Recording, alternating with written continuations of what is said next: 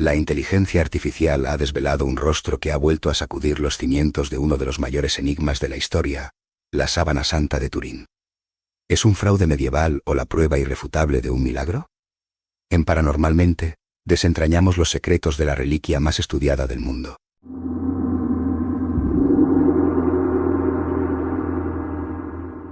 Bueno, has tocado uno de los objetos, si no quizá el objeto más estudiado de la historia de la arqueología, ¿no? Desde 1898, en el que la ciencia empezó a poner el foco sobre este lienzo de 4 metros de largo, se han hecho multitud de análisis sobre esta tela en la que se cree que está grabada la efigie de Jesús de Nazaret de cuerpo entero por delante y por detrás, ¿no? En verso y reverso. Es una pieza única, no hay nada parecido en toda la historia de la humanidad que nosotros sepamos, y eso abre un debate muy interesante, ¿no? Sobre si es un objeto verdadero, sobre si pudo haber sido un fraude o una manipulación de la época de las cruzadas para ganar fieles a la causa cristiana, o si estamos ante otra cosa, porque una de las últimas teorías, te sorprenderá, Alberto, es la de que probablemente la sábana santa pudiera ser la primera fotografía de la historia. Tanto si se hizo en la Edad Media. La historia de este lienzo milenario es tan enigmática como su propia imagen.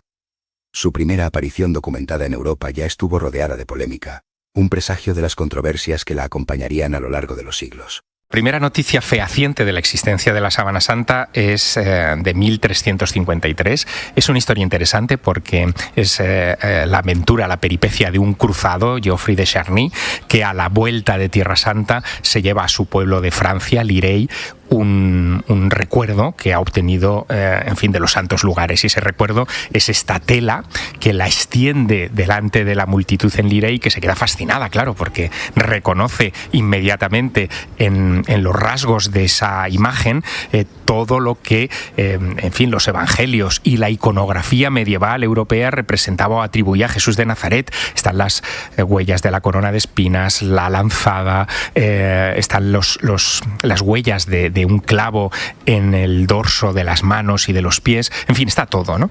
Pero claro, imagínate, ya entonces fue polémica, porque el obispo de Troyes prohibió que se mostrara a los fieles, porque decía que aquello era una burda pintura, ¿no?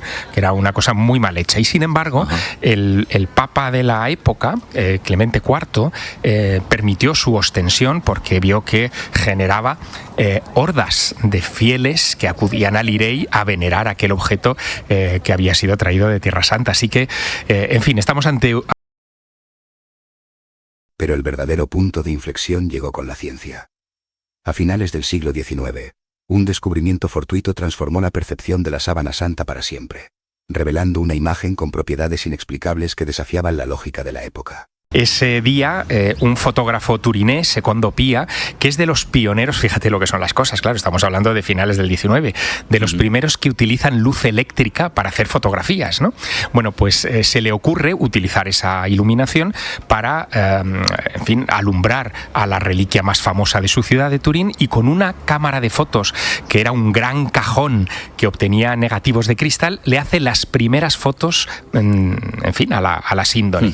Al revelar aquellos negativos que eran de cristal, se da cuenta de una cosa, que produce auténtica sorpresa, ¿no? Auténtica conmoción, y es que el negativo de la sábana deja ver perfectamente al hombre de la sábana.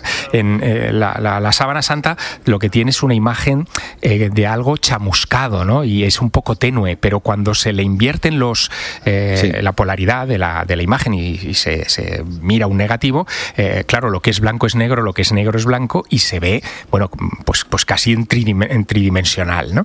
Claro, aquello causa mucho asombro porque la fotografía es una técnica que acaba de inventarse. Es como si hoy habláramos de un descubrimiento de la inteligencia artificial, ¿no? Correcto, te iba a decir eso. Exacto, es el equivalente, ¿no? Se genera una gran controversia.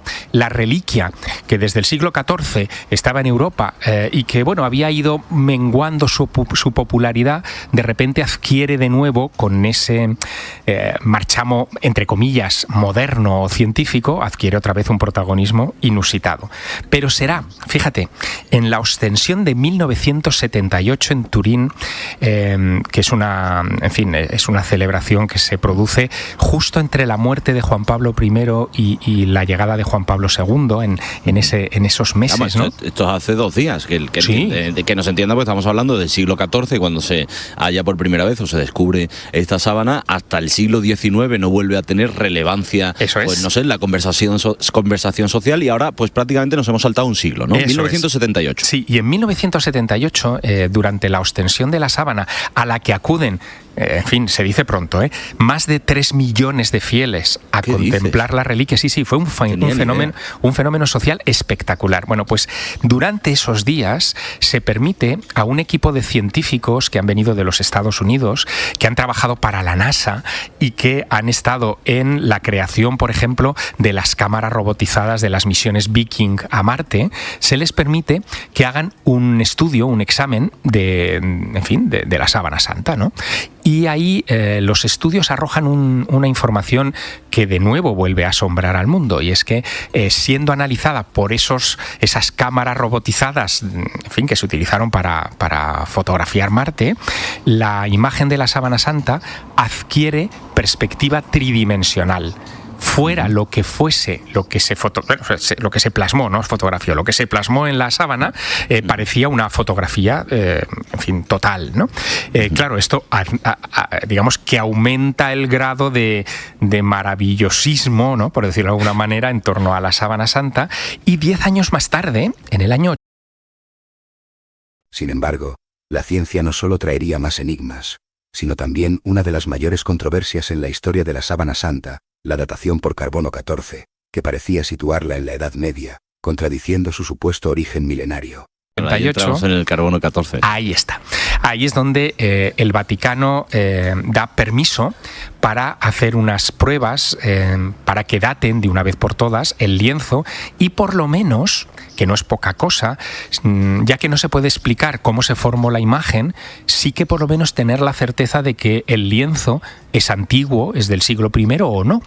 Y se permite que se extraiga un fragmento de la sábana, es una muestra de 8 centímetros de largo, bastante grande, de una de las esquinas del lienzo, para que se trocee en 3 partes y se envíe a los 3 mejores laboratorios del mundo que hacen dataciones por carbono 14, en Tucson, Arizona, en Zúrich, en Suiza, y en la Universidad de Oxford.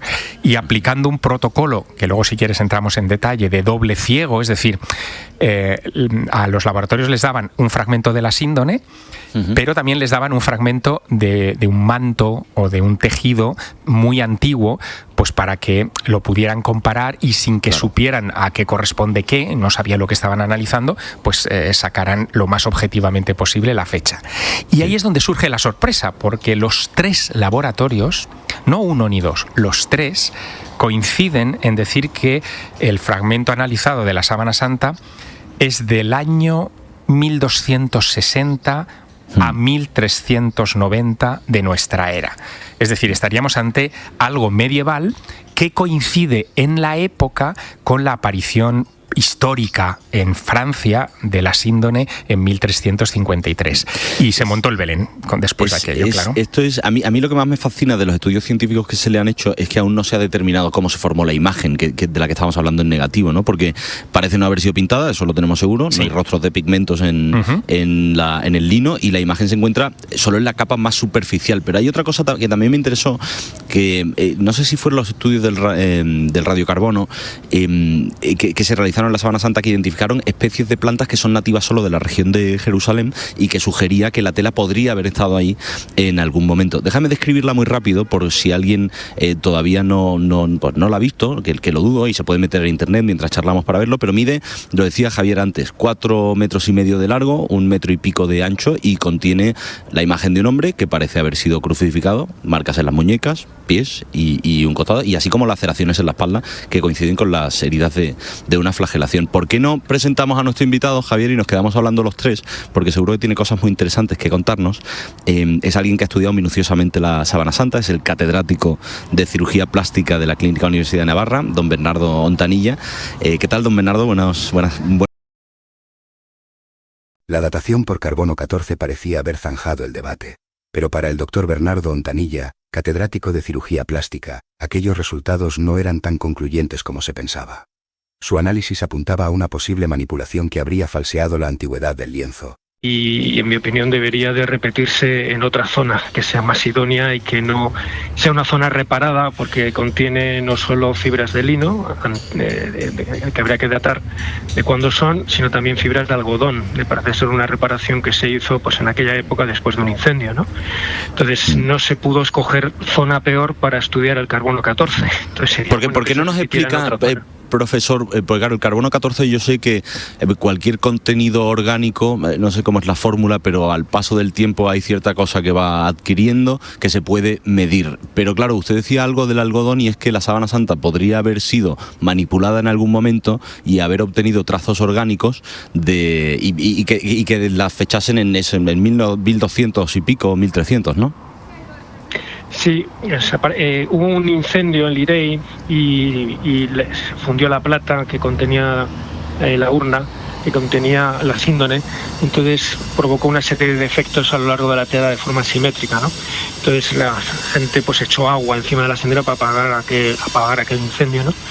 Entonces hubo después una reparación que hicieron las clarisas de aquel momento, y se vio por microscopía electrónica en el año 2007 y está publicado pues que había fibras de lino mezcladas con fibra de algodón por la reparación que se hizo. Entonces, claro, si la fibra de algodón es de 15 siglos después del supuesto lino del siglo I, pues la datación da datos erróneos, ¿no? O sea, el carbono 14 lo que hace es medir cualquier cuerpo que es el cuerpo orgánico, un cuerpo vivo, pues cuando muere va de forma exponencial sacando todo ese carbono 14 hasta que llegan aproximadamente unos 60.000 años, ¿no? Cuando ya deja de haber carbono 14 en el cuerpo que estuvo vivo. Entonces la datación suele ser bastante exacta. Este error de 1260-1390 pues es un poco llamativo, ¿no? Entonces el tema crucial o el dato crucial es la aparición de esas fibras de algodón mezcladas con las fibras de lino en la reparación que hubo después del incendio, ¿no? Por eso decía que no fue el mejor sitio para extraer la muestra y hacer ese tipo de análisis, ¿no? Entonces sería bueno pues que la Iglesia concediera pues un nuevo análisis en otra zona distinta, y que por varios grupos, varios laboratorios expertos pues hagan otra vez de forma triple ciego, pues que hagan otra vez el análisis y se repita. A mí me parece que la prueba de carbono 14 es una buena prueba, lo que pasa es que hay que hacerla bien. O sea, se puede decir que las cosas están contaminadas. A pesar de las dudas sobre la datación por carbono 14, un nuevo estudio con tecnología de rayos X prometía arrojar luz sobre la verdadera antigüedad de la sábana santa, aunque no sin generar una nueva controversia sobre su metodología y validez científica. Es decir, es la misma muestra, ¿vale? Bueno, pues de ahí se saca un pequeño hilo de 1 milímetro por medio milímetro. O sea, imagínate de lo pequeño que estamos hablando, y también ha evolucionado mucho la ciencia sobre esto, evidentemente. Y el Consejo Nacional de Investigación de Italia, a través del Instituto de Cristalografía, hizo un análisis con rayos X, con una variante de los rayos X que permite entrar en las moléculas que forman el tejido, para datarlo. En función del grado de deterioro de la celulosa del tejido se puede establecer más o menos su antigüedad.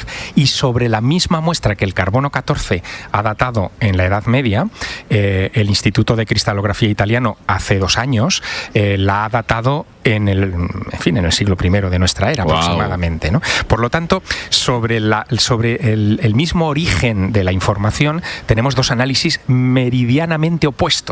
¿Qué quiere decir esto? Pues lo que está diciéndonos el doctor Bernardo Ontanilla, que la única manera de salir de dudas sería hacer un nuevo análisis con las nuevas técnicas que implicarían un grado de deterioro de la sábana, en fin, infinitamente inferior al de 1988, y podríamos salir de dudas. Pero este punto quizá, que es el que habla de la materia, del objeto, de la sábana en sí, es el menos interesante para hablar con el doctor Ontanilla, ¿no, doctor? Porque usted saltó hace unos años a los medios de comunicación afirmando algo que también, en fin, fue extraordinario y muy comentado, y es que sobre el análisis de la imagen, no del lienzo, sino de la imagen, usted decía que la imagen pertenecía a un ser humano vivo. O que estaba a punto de incorporarse, como si hubiera sido una foto instantánea en un momento muy determinado. ¿Nos lo puede usted contar, por favor? Sí, pero antes de contarlo me gustaría hacer algún comentario sobre el estudio este que que está viendo bastante publicidad de la técnica WAX que acabas de comentar. Uh-huh. Es una técnica, vamos a ver, este estudio tiene algunas debilidades externas y algunas debilidades internas. Me gustaría comentarlas antes de decir yo lo que comenté hace un par de años, si no se importa, ¿no? Entonces, vamos a ver, esta técnica WAX lo que hace es ver el perfil de la difracción de los rayos X que cambian con el tiempo cuando se atraviesa pues las fibras de celulosa, ¿no? La estructura molecular de la celulosa, ¿no?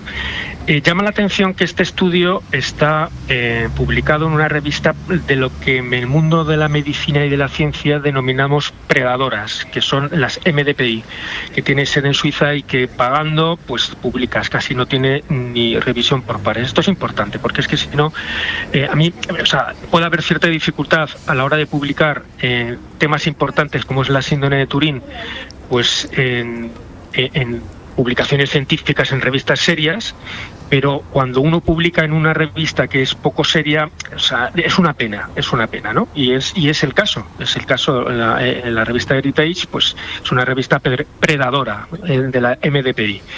También llama la atención que los propios autores, porque esta es la conclusión, el último artículo de una serie de trabajos que ellos hacen, pero llama la atención y poderosamente la atención que no citen a la persona que precisamente dijo que la técnica de WAX, Wide Angle X-Ray Scattering, fuera utilizada en la síndrome de Turín, que lo hizo una persona que es Kalyanaramanan en 1991, y no se le cita. Si uno va a su trabajo, pues ve este estudio, este tipo de técnicas y él sugiere en concreto que se haga en la síndrome de Turín, ¿no? No está validada esta técnica para ver la antigüedad de objetos. O sea, esto no estoy haciendo una crítica mordaz, no, estoy diciendo las debilidades que puede tener, aunque puede ser una técnica a estudiar y a desarrollar, por supuesto, ¿no? Entonces, incluso se dice que por fin ya hay un contraste entre lo que dice el carbono 14. Bueno, los autores no concluyen que sea del siglo I, más aún.